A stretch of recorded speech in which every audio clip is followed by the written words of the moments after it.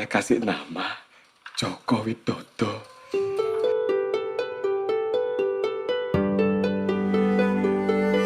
Assalamualaikum warahmatullahi wabarakatuh. Halo semuanya, bagaimana kabar kalian? Semoga sehat-sehat terus ya. Pada video kali ini kita akan membahas alur cerita dari film Jokowi yang dirilis pada tahun 2013. Film ini menceritakan perjalanan hidup orang nomor satu di Indonesia saat ini, yakni Bapak Insinyur Haji Joko Widodo.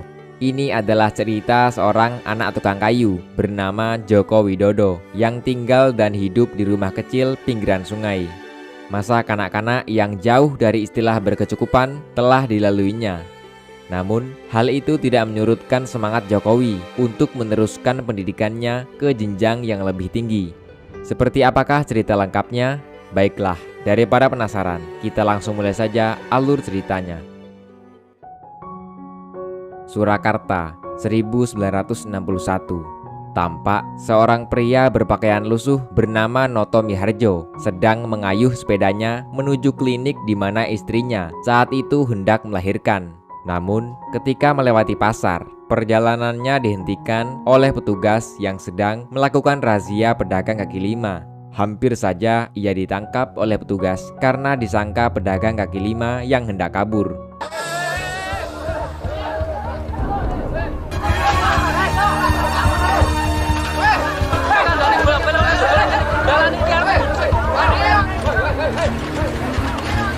Kamu mau kabur kemana kamu? Beruntung salah satu petugas bernama Sapari kenal dengan Pak Noto, sehingga ia pun diizinkan untuk pergi. Dengan tergopoh-gopoh, akhirnya Pak Noto sampai di klinik. Ia kemudian masuk menjumpai istrinya, Sujiatmi, yang saat itu telah melahirkan dengan selamat. Pak Noto sangat bahagia melihat bayi yang dilahirkan adalah laki-laki. Ia kemudian memberi nama putranya dengan nama Joko Widodo. Malam harinya, ayah Sujiatmi yang bernama Wirorejo datang ke rumah untuk melihat cucu pertamanya. Tampak ia sangat bahagia melihat kelahiran cucunya itu. Saking bahagianya, piring mahal simpanan istrinya pun ia berikan kepada sang cucu. Pak Noto kemudian pulang dengan membawa piring-piring itu dan menunjukkannya kepada sang istri. Menyadari bahwa piring mahal itu adalah simpanan ibunya, Sujiatmi menyarankan kepada suaminya agar menyimpan saja piring-piring tersebut. Pak Noto pun menyetujuinya.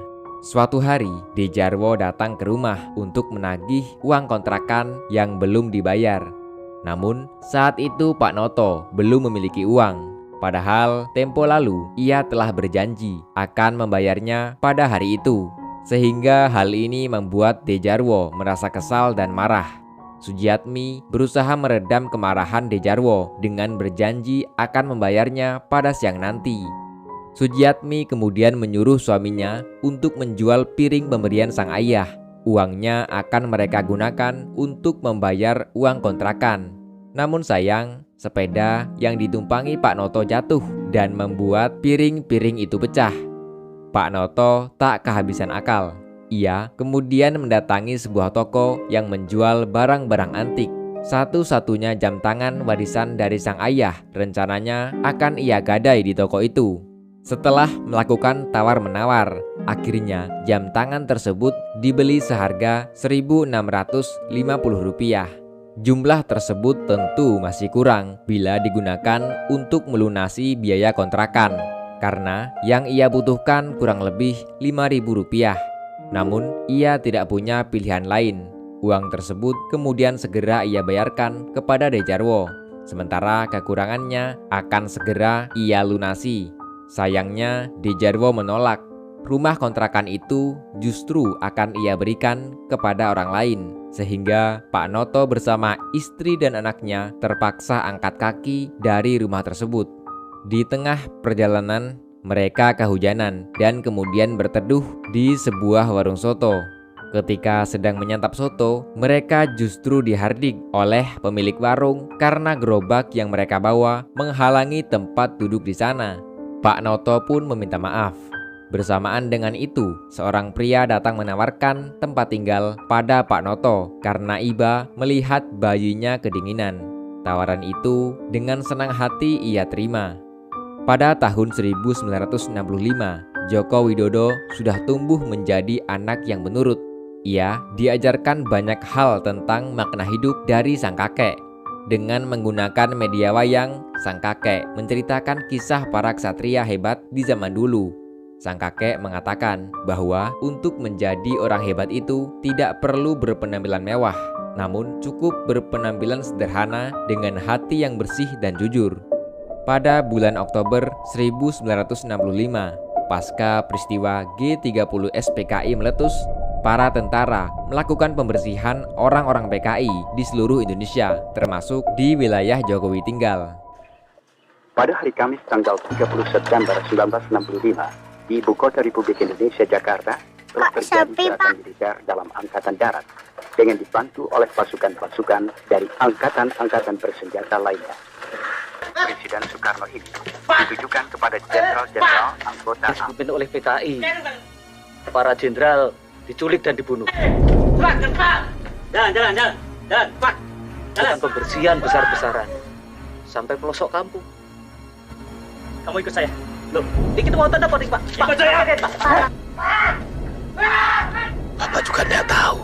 Jokowi dan ayahnya yang tidak tahu apa-apa hanya bisa terdiam melihat orang-orang di sekitarnya satu persatu ditangkap dan diinterogasi oleh tentara. Bahkan orang yang telah menolongnya juga ditangkap. Hal ini membuat Pak Noto beserta keluarganya harus segera pergi meninggalkan tempat itu. Sang ayah yang tak terima kemudian menyuruh Pak Noto dan keluarganya agar tinggal di rumahnya saja. Namun Pak Noto menolak dengan alasan ia masih mampu bertanggung jawab mencarikan tempat tinggal yang lebih layak untuk keluarganya sendiri.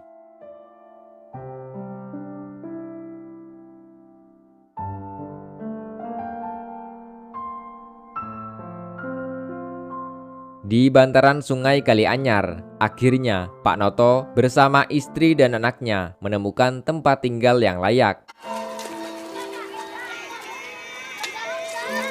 Kalau perlu apa-apa, ojo sungkan-sungkan, nggih. Nggih, Bu Arjo. Matur nuwun lho, Bu.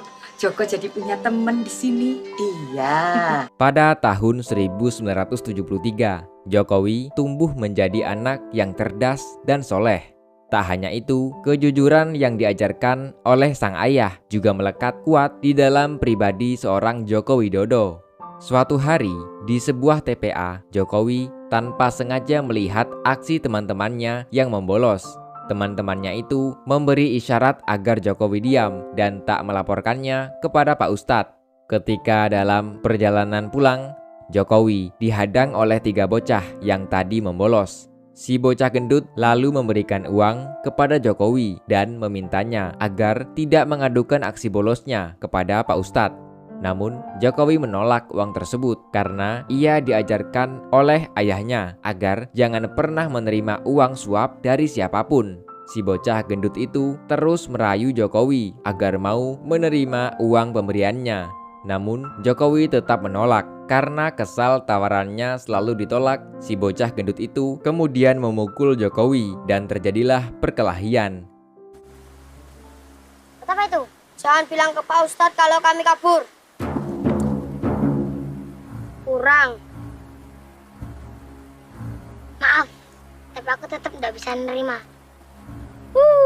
Miskin sombong.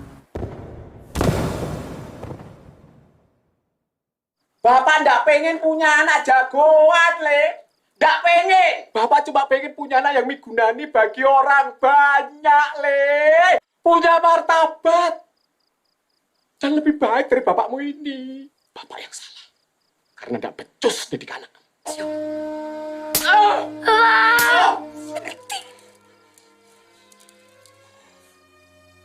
Mengetahui anaknya berkelahi, sang ayah sangat kecewa pada Jokowi. Ia merasa telah gagal dalam mendidik anaknya.